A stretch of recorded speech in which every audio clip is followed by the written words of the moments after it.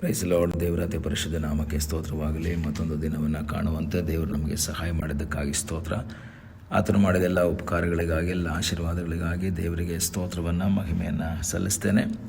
ಇಂದಿನ ವೇದ ಅಧ್ಯಯನಕ್ಕಾಗಿ ಒಂದು ವಾಕ್ಯವನ್ನು ಓದಿಕೊಳ್ಳೋಣ. ಯೆರೆಮೀಯ ಪ್ರವಾದನೆ ಗ್ರಂಥ 31ನೇ ಅಧ್ಯಾಯ 17ನೇ ವಾಕ್ಯ.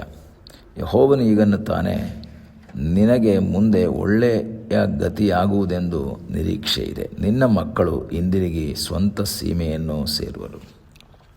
ಪ್ರತ್ಯೇಕವಾಗಿ ಇಸ್ರಾಯೇಲ್ ಮಕ್ಕಳ ಮಧ್ಯದಲ್ಲಿ ದೇವರ ಆಲೋಚನೆಯನ್ನು ತಿಳಿಸ್ತಾ ಇರುವಂತಹ ಯೆರೆಮೀಯ.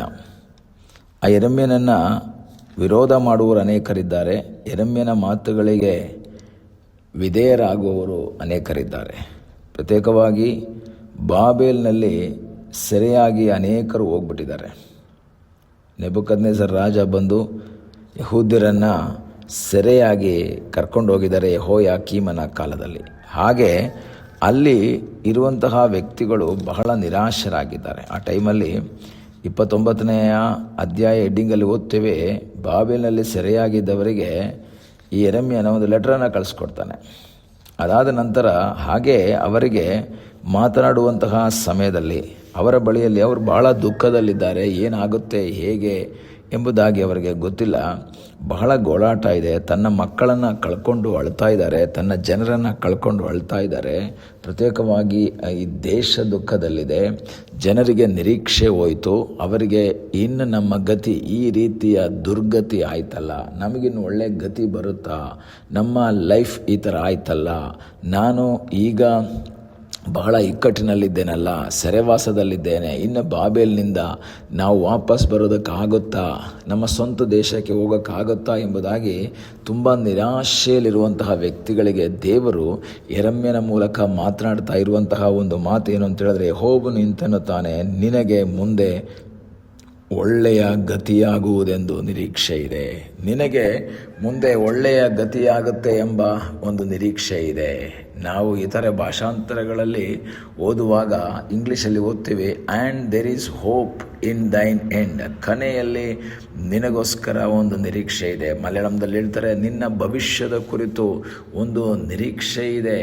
ಅಂತ್ಮೇ ತೇರಿ ಆಶಾ ಪೂರಿ ಹೋಗಿ, ನಿನ್ನ ಆಶೆ ನೆರವೇರುತ್ತೆ. ನಿನ್ನ ಜೀವಿತದಲ್ಲಿ ಇವತ್ತಿನ ಕಷ್ಟಗಳು, ಇಂದಿನ ಸಮಸ್ಯೆಗಳು ಎಷ್ಟು ವೇದನೆಗಳನ್ನು ಉಂಟು ಮಾಡಿದ್ದರು, ಇಂದಿನ ಸನ್ನಿವೇಶಗಳು ಮುಂದೆ ಅದು ಪರಿಹಾರವಾಗದೇ ಇರುವಂತಹ ಕಾರ್ಯಗಳ ರೀತಿಯಲ್ಲಿ ಅನ್ನಿಸ್ತಾ ಇದ್ರೂ ಸಹ ನಿನಗಾಗಿ ಅದ್ಭುತವನ್ನು ಮಾಡುವ ಸರ್ವಶಕ್ತನಾದ ಒಬ್ಬ ದೇವರಿದ್ದಾನೆಂಬುದಾಗಿ ಯೆರೆಮೀಯನ ಮೂಲಕ ದೇವರು ಮಾತಾಡ್ತಾರೆ. ಈ ಬೆಳಗ್ಗೆ ವಾಕ್ಯವನ್ನು ಕೇಳುವಂತಹ ಪ್ರಿಯ ದೇವರ ಮಕ್ಕಳೇ, ಒಂದು ವೇಳೆ ಕಷ್ಟಗಳ ಮಧ್ಯ ವೇದನೆಯಲ್ಲಿ ಗೋಳಾಡ್ತಾ ಇರುವಂತಹ, ಕಣ್ಣೀರು ಸುರಿಸುತ್ತಾ, ಇನ್ನು ನನ್ನ ಜೀವಿತದಲ್ಲಿ ಈ ರೀತಿ ಅನುಭವ ಆಯ್ತಲ್ಲಪ್ಪ, ನನ್ನ ಕಾರ್ಯಗಳೆಲ್ಲ ಸಫಲವಾಗ್ತದಾ, ನನಗೆ ಒಂದು ಒಳ್ಳೆಯ ಗತಿ ಬರ್ತದಾ ಎಂಬುದಾಗಿ ಆ ನಿರೀಕ್ಷೆಯಿಂದ ದೇವರ ಸನ್ನಿಧಾನದಲ್ಲಿ ಪ್ರಾರ್ಥನೆ ಮಾಡುವಂಥ ದೇವರ ಮಗುವೆ, ದೇವರು ನಿಮ್ಗೆ ಹೇಳ್ತಾ ಇದ್ದಾರೆ, ನಿನಗೆ ಮುಂದೆ ಒಳ್ಳೆಯ ಗತಿ ಆಗೋದು. ಇದು ಮನುಷ್ಯ ಹೇಳ್ತಾ ಇರೋದಲ್ಲ, ಮನುಷ್ಯನ ಮಾತಲ್ಲ, ಇದು ದೇವರು ಹೇಳ್ತಾ ಇದ್ದಾರೆ.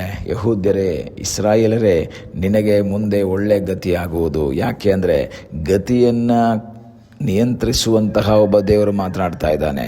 ನಮ್ಮ ಭವಿಷ್ಯವನ್ನು ನಿಯಂತ್ರಿಸುವಂತಹ ಒಬ್ಬ ದೇವರು ಮಾತಾಡ್ತಾ ಇದ್ದಾನೆ. ನಿರೀಕ್ಷೆಯಿಂದ ಕಾಯುವುದಾದರೆ ನಿನಗಾಗಿ ಒಳ್ಳೆಯ ಒಂದು ಭವಿಷ್ಯವನ್ನು ರೂಪಿಸುವಂತಹ ಒಬ್ಬ ದೇವರಿದ್ದಾನೆ. ನಮ್ಮ ಜೀವಿತದಲ್ಲಿ ಅನೇಕ ಸಂದರ್ಭದಲ್ಲಿ ನಾವು ಆ ವಿವಿಧ ಕಾರ್ಯಗಳನ್ನು ನೋಡಿಕೊಂಡು ಅದು ಹೀಗೆ ನಡೀತಾ ಇರೋದರಿಂದ ನನ್ನ ಭವಿಷ್ಯ ಇನ್ನೇನಾಗಬಹುದು ಎಂಬುದಾಗಿ ವೇದನೆಯಲ್ಲಿ, ನಿರಾಶೆಯಲ್ಲಿ ಹಾದು ಹೋಗುವಂಥ ದೇವರ ಮಗುವೆ, ನಿನ್ನ ಜೀವಿತದಲ್ಲಿ ಉತ್ತಮ ಭವಿಷ್ಯವನ್ನು ರೂಪಿಸಿ ನಿನ್ನನ್ನು ಆಶೀರ್ವದಿಸುವಂತಹ ಸರ್ವಶಕ್ತನಾದ ಒಬ್ಬ ದೇವರಿದ್ದಾನೆ. ನಿನಗಾಗಿ ಅದ್ಭುತವನ್ನು ಮಾಡುವಂತಹ ಒಬ್ಬ ದೇವರು ಜೀವಿಸ್ತಾ ಇದ್ದಾನೆ. ಈ ಬಾಬೇಲ್ನಲ್ಲಿ ಸೆರೆಯಾಗಿರುವಂತಹ ವ್ಯಕ್ತಿಗಳೆಲ್ಲರೂ ಸಹ ಒಂದು ನಿರಾಶೆಯ ಮಡುವಿನಲ್ಲಿ ಸಿಕ್ಕಿಕೊಂಡಿದ್ದಾರೆ. ನಮ್ಮ ಭವಿಷ್ಯ ಹಾಳಾಯಿತು, ನಮ್ಮ ಮಕ್ಕಳ ಭವಿಷ್ಯ ಹಾಳಾಯಿತು.